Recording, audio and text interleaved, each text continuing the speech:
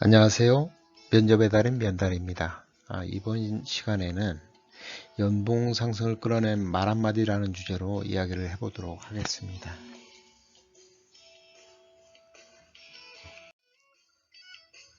이 내용은 예전에 알고 있었던 CEO 포지션에 지원을 했던 지인을 상담해준 내용을 바탕으로 해서 구성을 했습니다.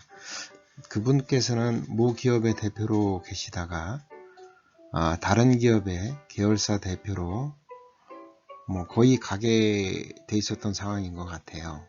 여러 번 면접을 받고 연봉도 제시를 받았고 그런 상황이라고 그러더라고요. 근데 그분한테는 한 가지 고민이 있었습니다.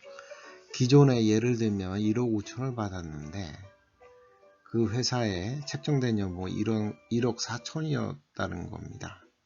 그래서 많은 고민을 하길래 제가 그건 걱정할 필요가 없습니다. 어차피 헤드헌터를 통해서 가셨다 그러니까 헤드헌터한테 얘기를 해서 사장님의 상황을 얘기를 하면 그 정도 부분은 문제없이 해결될 겁니다.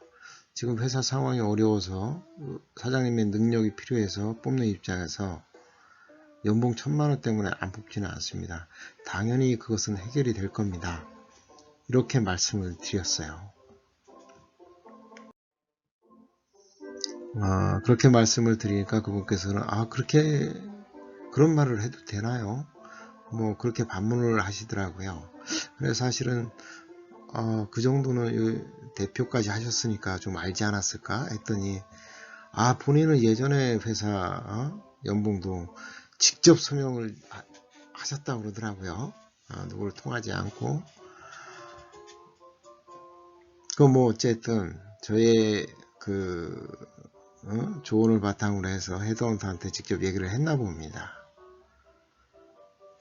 그랬는데 결국은 그분의 연봉은 말 그대로 소위 명세서에 찍혀나오는 거는 말 그대로 예전에 받던 만큼 받고 또 기타 그 자제분들 외국에 한 사람이 아니라 두 사람이 있었는데 외국의 학비가 굉장히 비싸잖아요. 그죠?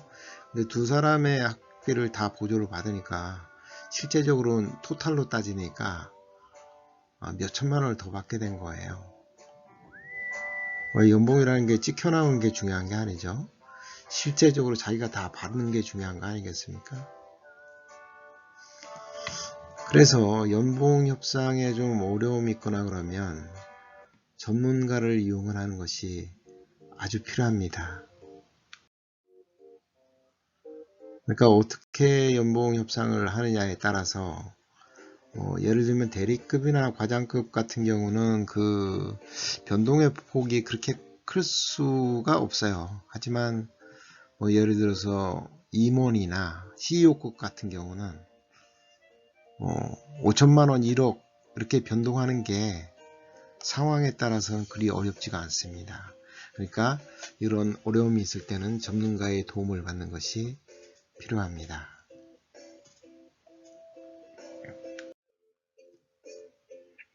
이렇게 오늘의 이야기를 마치고요. 여러분의 구독과 좋아요는 항상 제가 콘텐츠를 만드는 데 힘이 됩니다. 다음 시간에 뵙겠습니다.